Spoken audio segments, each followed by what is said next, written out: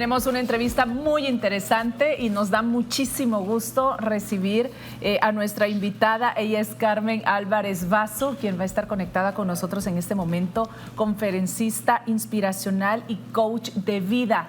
Queremos darte todo el crédito que mereces. Bienvenida, porque es una de las creadoras de este programa, hay que decirlo, de las grandes ideas de que este programa ahora mismo exista. ¿Cómo estás, Bienvenida, Carmen? Es un gusto tenerte con nosotras. ¿Cómo estás? Gracias, Verónica. ¿Cómo están? Muy bien. Oigo mucho ruido, ¿eh? Ok, nosotros te escuchamos muy bien. Sí. Hoy por hoy, Carmen, esperamos no tener problemas en la comunicación, pero bueno, nuestro público sabe que es un programa totalmente en vivo, que nos da muchísimo gusto conectar contigo. Ya tuvimos la oportunidad de conocernos personalmente. Cuando se platica contigo se vuelve una conversación sumamente interesante, sobre todo por tu experiencia en esto de ser conferencista inspiracional, que hoy por hoy tanta falta hace, tomar conciencia de que somos seres humanos con sentimientos, con ideas, con miedos, con ganas de salir adelante, pero que a veces nos quedamos ahí donde estamos tan cómodos que nos da miedo enfrentar los cambios que muchas veces podrían ser mejor que cualquier otra cosa. Y nos encantaría que empezáramos ahí porque definieras qué son los cambios y cuáles son las fases, por qué son tan importantes. Mira, los cambios están a lo largo de nuestra vida. Toda la vida vamos a estar viviendo cambios cada vez que pasamos de una fase de crecimiento a otra, desde que somos pequeños, adolescentes, jóvenes, adultos, maduros y ya a la vejez. Incluso ahora se está creando una nueva etapa que se llama la maturescencia, que somos los de 50 hasta los 75, pero de eso hablaremos en otro programa. Todos son cambios en la vida y la verdad yo creo que nadie nos enseña a pasarlos. Tenemos dos tipos de cambios, los inesperados, los que vienen con mucho dolor, y los cambios que nosotros buscamos, ¿no? Por ponerte un ejemplo de los que buscamos es cuando decidimos ir a estudiar y a veces incluso el primer año de universidad lo pasamos muy mal y todo, sin embargo lo hemos buscado, ¿no? Y los inesperados, que son un divorcio, la muerte de un familiar, una enfermedad grave que te llega, cuando te retiras, cuando te despiden, cuando tus hijos se van de la casa. Todos estos son cambios inesperados y siempre llegan con mucho dolor. Los dos, los que buscamos y los que no buscamos. Y te van a llevar a una etapa de dolor, pero todos te van a llevar a crecer, a menos que te quedes patinando. Todos conocemos gente que se ha quedado patinando, por ejemplo, cuando se muere el esposo o la esposa, y esto es lo peor que nos puede pasar. Entonces, si quieres, pasamos a la lámina y explicamos cuáles son las fases para que después podamos ir poco a poco desmenuzando. Ok, ahí las tenemos, el comienzo, la zona neutral y el final. Sí, exactamente. Ahí es donde el primer paso de un cambio es el final, cuando te llega el final de algo, ¿no? Como decíamos, una muerte, una enfermedad grave, algo que no estabas esperando o lo que tú has decidido hacer para crecer. Entonces, todo cambio empieza por un final. O sea, el comienzo es el final, esto es lo que es contradictorio. Okay. Y cuando terminas el cambio es el comienzo. Esa es una de las cosas que son contradictorias. Mientras tanto, estás pasando por esa zona azul, que es la zona neutral, que tiene muchas fases. Es decir, en el final es cuando nos llega pues, el disgusto, el duelo. El duelo tiene sus propias fases, ¿no? De negación, rabia, negociación, depresión y por fin la aceptación. Aunque sabemos que a veces la gente se queda estancada y no aceptan que el cambio ha llegado, ¿no? Esta es la gente que más va a sufrir. Una de las primeras cosas que tenemos que hacer es aceptar que el cambio ha llegado. Mientras no lo aceptemos, vamos a estar en la parte baja del sufrimiento. Y después te voy a explicar qué pasa cuando no aceptas que el cambio ha llegado. Tú hablabas, Carmen, de el final inesperado o el esperado, estos cambios esperados o inesperados. Pero en conclusión, los cambios ya sabemos, aunque parezcan inesperados, ya sabemos que van a pasar. Por ejemplo, la muerte de un familiar, tú lo mencionabas, por ejemplo, un divorcio, eso se ve venir. Y si ya sabemos cuál va a ser el final, o cuando vemos a los hijos que están estudiando y que desde muy pequeños tienen la idea y están buscando qué universidades estudiar fuera, también ya lo ves venir. Aunque sea un cambio, si ya conocemos el final, ¿por qué siempre nos sorprende? ¿O por qué siempre nos duele cuando ya sabíamos que eso iba a pasar? Porque no estamos preparados, o sea, fíjate tú, en los estudios que hay es desde que uno siente dentro de tu corazón o en el estómago muchas veces que ya necesitas un cambio, hasta que realmente lo haces, la media de tiempo que pasa es de 5 a 10 años.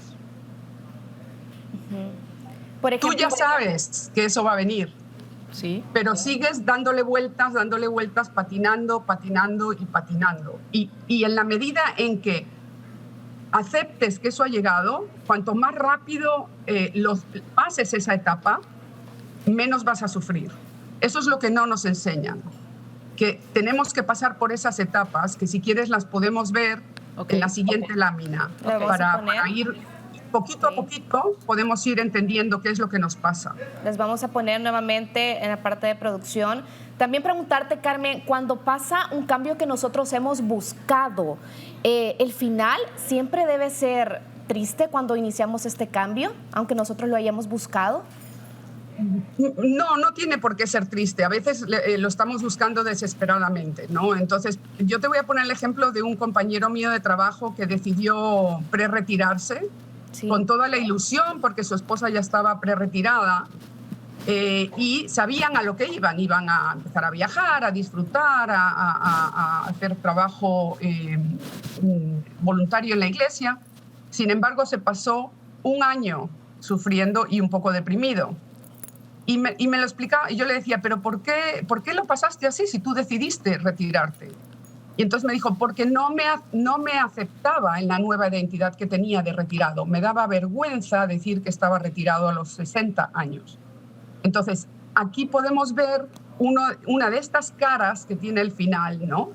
Hablamos ya de lo que es el final, que es la crisis, la pérdida, la ruptura, que es la primera fase. Esa tiene sus fases.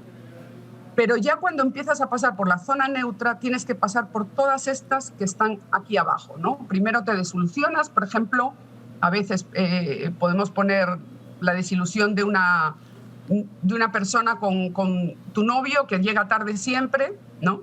Entonces te desilusionas porque llegó tarde, te desilusionas porque llegó tarde, te desilusionas porque llegó tarde, hasta que de ahí pasas al desencanto, que es, ya sabes que nunca va a llegar temprano. Entonces, tienes 3 formas de aceptar el desencanto. Te resignas y dices, bueno, me gusta esta persona, no voy a hacer de esto un problema. O dices, de manera tóxica, decides que lo vas a aceptar, pero vas a enfadarte cada vez que la persona llega tarde, ¿no? O te enojas tú misma o se lo haces saber a la otra persona. Y la última es, las fases del desencanto, es la de tomar acción. Ok, no te gusta alguien que llegue tarde, pues decides dejarlo o decides aceptarlo tú. Pero me gusta esa palabra, desencanto, porque eso me da la idea que lo hace mucho más fácil. O sea, si ya estamos desencantadas, pues es más fácil el proceso, porque ya no me agrada, ya no me gusta, ya no me mueve, ya no me da ni frío ni calor, entonces me da igual. Qué triste, qué lástima, pero no me duele. Exacto, el desencanto ya es una fase de transición, ya estás cambiando.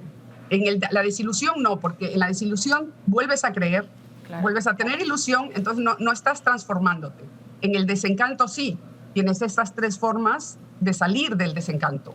Bien, que es la que yo recomiendo, mal, tóxicamente, que es mucha gente se queda ahí, o dices, bueno, no me gusta esta persona porque llega tarde, ¿no? Y te mueves, te vas, ¿no? Ahí estás, ya cambiaste directamente. Entonces, en un cambio grande, por ejemplo, que te ha dado un cáncer o la muerte de un familiar, tienes que pasar a la siguiente fase, que es la fase de desmantelamiento o desenganche. Es decir, tienes que empezar a cambiar tus rutinas, tus creencias y tus hábitos. Esto es como remodelar una cocina. Si tú estás remodelando la cocina, sacas todos los muebles, en ese momento tú no puedes invitar a gente a comer, tienes que comer a otro lado, a desayunar a otro lado, cambiar esos hábitos que tenías en esa cocina. Lo mismo tenemos que hacer en nuestra vida. Decir, ok, no quiero, tengo que, o sea, si tengo la creencia de que porque mi esposa o mi esposo ha muerto, yo no puedo vivir, esa creencia tiene que cambiarla, porque sí puedes vivir, ¿no? Mientras más tengas esa creencia fijada en tu cerebro, más vas a sufrir, ¿no? Lo mismo con un divorcio, lo mismo con este amigo que te contaba del retiro, o sea, te levantabas a las 8 de la mañana, volvías a desayunar, pero ya no tenías que coger el coche para irte, ¿no? Entonces, esas rutinas las tienes que cambiar. Cuanto antes las cambies, va a ser más fácil para ti. A veces, obviamente, si te has divorciado y estás en la misma casa, pues es un poco difícil, pero entonces ahí tienes que empezar a decir, ok, bueno, no voy a desayunar a las 8, me voy a levantar a las 7, me voy al gimnasio y después desayuno, por ejemplo, ¿no? O antes estaba acostumbrada a levantarme y desayunar con esa persona y ahora lo que quiero es poner música fuerte para animarme y después ya desayunaré. Es un ejemplo. Las creencias en nuestra cabeza y nuevas rutinas. Las costumbres, ¿no? Entonces, esa es una parte que puede parecer muy dura, pero en realidad, comparada con la siguiente fase, es más fácil. Okay. ¿Por qué? Porque la siguiente fase es la desidentificación. Y la identificación en nuestra vida, ¿con qué nos identificamos? Lo tenemos muy adentro. Es una fase muy dolorosa, porque, como por ejemplo este amigo, ¿no? Él se creía funcionario y pasar de llamarse funcionario o empleado a desempleado o retirado es lo que más le costó. Todas tenemos amigas que cuando se divorcian no lo pueden concebir. Dice, yo nunca me imaginé que iba a ser una persona divorciada. Y tienes que empezar, o por ejemplo el caso que tú pusiste, Verónica, de los hijos. Cuando los hijos se van de la casa, tú ya no eres mamá a tiempo completo. Entonces, ¿qué haces con tu día? Si tu día era estar todo el día pendiente de ellos y de repente se han ido de la casa y tú no sabes por dónde están.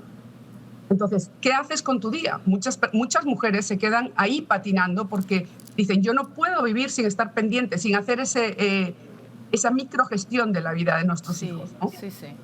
Entonces, no saben ser mamás a distancia. ¿No?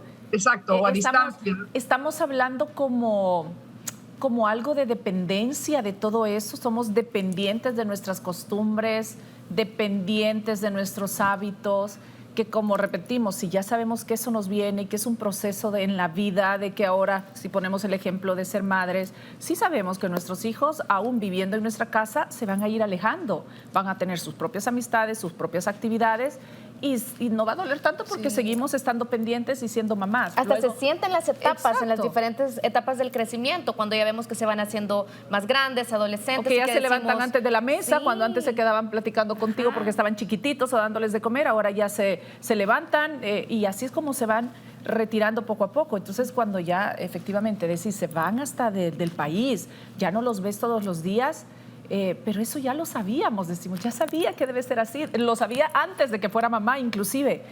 Pero no? tienes que desidentificarte con ese rol. Ajá. Eso es sacarte, o sea, si tu identidad única era ser mamá, eso duele mucho, porque tienes que convertirte, pues a lo mejor, como dicen, en amiga de tus amigas, tienes que volver a la nueva adolescencia, que es buscar a tus amigas, ¿no? Carmen, toda esta etapa debería de servir para, desde ya, sabiendo que eso va a llegar en algún momento, para prepararnos y cómo nos preparamos. O el estar pendientes de prepararme para ese momento no me deja vivir ni sentir el ahora. Porque tampoco, ¿verdad? Sí, exacto. Sí, tienes, por ejemplo, por eso te dicen nunca dejes los hobbies, porque en realidad los hijos son una etapa de tu vida temporal, no van a ser toda tu vida, ¿no? Entonces tienes otra vida después de eso.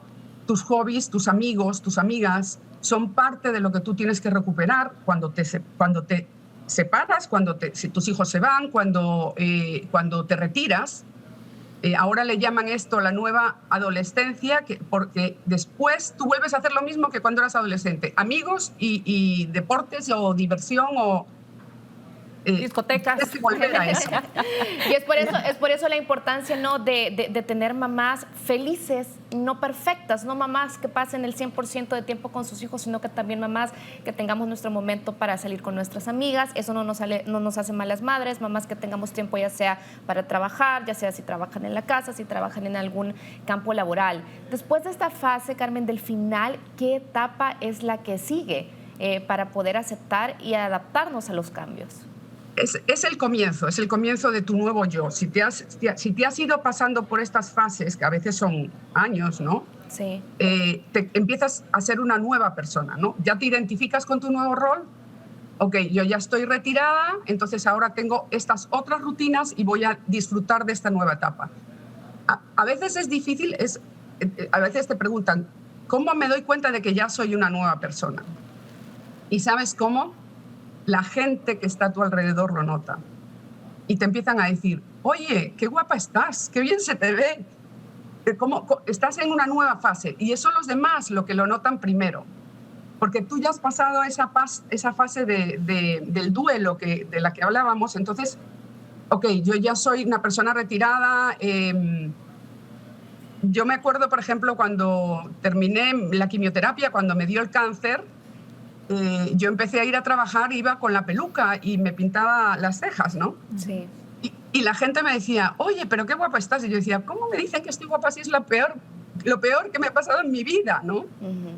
Y porque yo estaba con mucha ilusión de retomar mi vida, realmente aprendí a recrearme de una manera increíble por lo que tú dices, ¿no? Aprender a vivir el día a día, ¿no?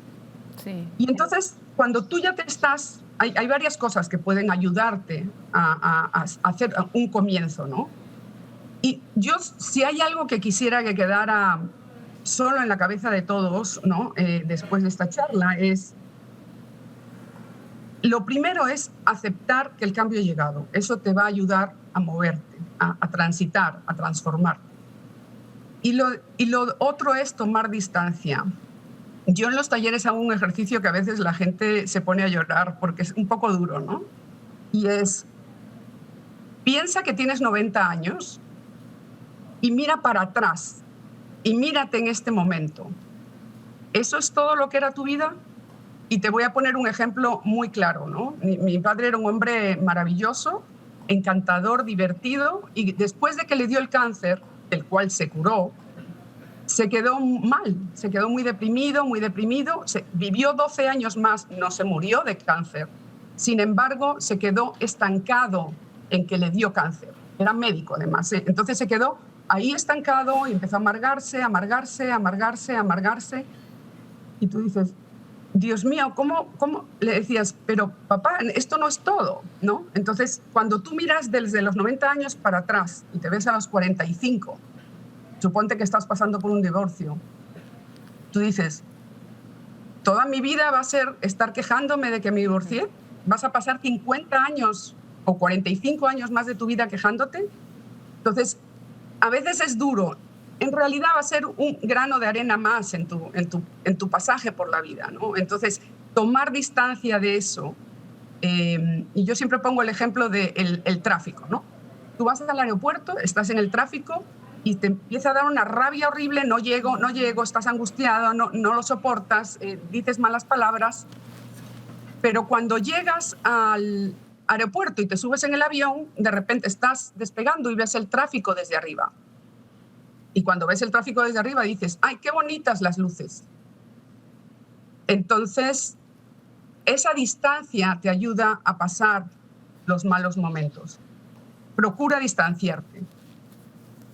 ¿Y cómo te distancias?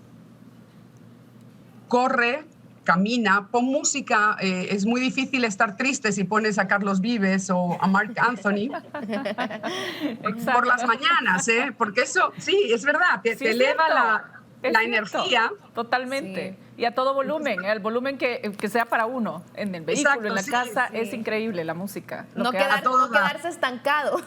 Exacto. Si ves que estás muy deprimida, que no te puedes levantar, pones la radio, pones tu teléfono y pones Marc Anthony o Carlos Vives o la salsa, ¿no? O la orquesta de los hermanos algo que Flores. nos anime. Carmen, pero ¿qué pasa con esto? Obviamente me imagino que esto no es un camino lineal. También es válido sentirse triste, válido sentirse un día súper feliz, con energía. ¿Cómo se va manejando esto? Y si en algún momento llegamos a cierta estabilidad. Sí, o sea, sí, como te digo, dura 10 años, puede llegar a durar 10 años, dependiendo de si lo aceptaste, no lo aceptaste, ¿no?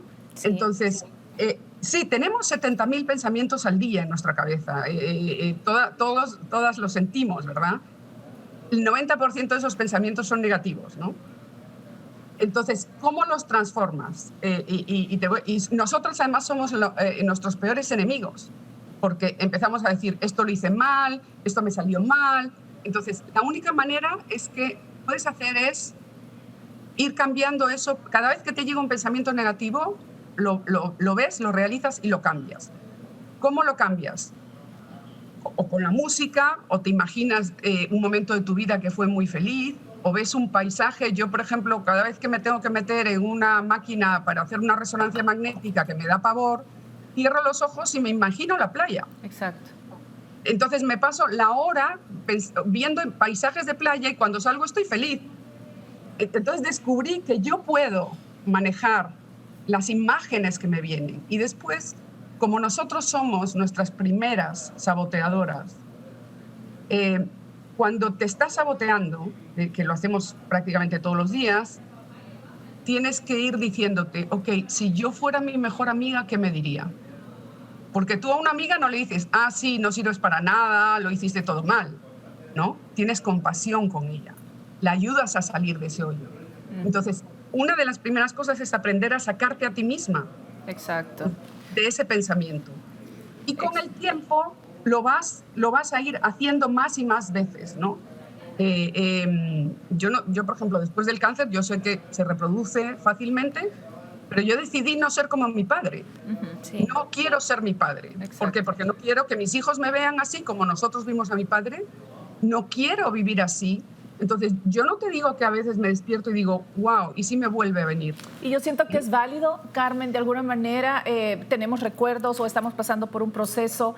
Es parte de la vida, es parte de sentirnos vivos cuando estamos muy felices por ninguna razón, que al final sí las hay, pero decimos, ay, no sé, pero hoy me siento bien feliz, me siento bien, puede ser hormonal, como le quieran llamar, y a veces tenemos una, no tristeza, pero andamos como un poco así cabizbajos y decimos, también es rico sentirlo, saber que somos seres humanos, saber que podemos tener una cantidad de emociones inclusive en un solo día.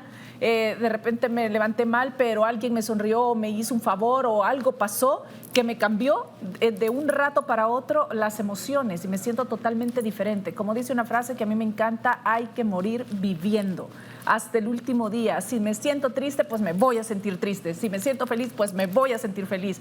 Y lo voy a demostrar. ¿Y por qué no? Es esa libertad que tenemos los seres humanos de aceptar estos cambios, ya sea que los busquemos, que no los busquemos. Es un aprendizaje, es lo que nos va a servir después para las nuevas generaciones y decir, ok, vení, yo ya pasé por eso, esto es aquí, aquí, allá.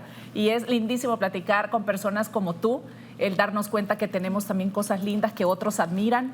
Y en ese momento decir, bueno, yo también tengo cosas lindas y alguien quiere copiar esto que yo tengo. Todos tenemos algo que aportar. Hay un libro que tú tenés también que queremos platicarle a nuestro público de esto. Sí, en este libro, sí, de hecho, lo escribí el año pasado cuando me dio COVID.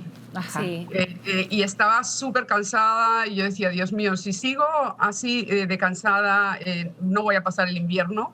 Tengo que enfocarme en algo y decidí que estas charlas que doy las quería ir con más detalle escribiéndolas en un libro y me puse esa disciplina y la disciplina y las costumbres, como decíamos, ayudan mucho, ¿no?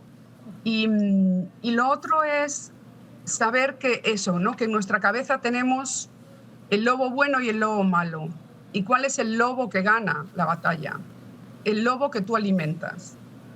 Si tú te estás machacando todos los días con malos pensamientos, es muy difícil que vayas a poder superar un cambio o algo inesperado. Pero si le das vuelta a esos pensamientos, poco a poco vas a llegar a esa estabilidad en la que puedes ya empezar después a salir hacia adelante cuando te empiezan a decir, oye, pero qué bien se te ve, ¿no? Okay. Nos encanta el título de este libro, El cambio es crisis y oportunidad. Ahí está toda la información, Carmen, para que lo puedan pedir, puedan leerlo, también compartir contigo estos pensamientos tan bonitos. Carmen, queremos agradecerte por este tema tan lindo que sabemos que pues les ha llegado a muchas personas televidentes que nos están sintonizando. Y siempre te ves muy bien, la verdad. Gracias. Igualmente. Gracias. Gracias, Carmen. Gracias a ustedes. Un abrazo para ti. Y me alegro. Sí, mucho gusto. Igual. Y nos volvemos a ver. Primero Gracias, Dios, igualmente, Carmen. Feliz fin de semana. Gracias.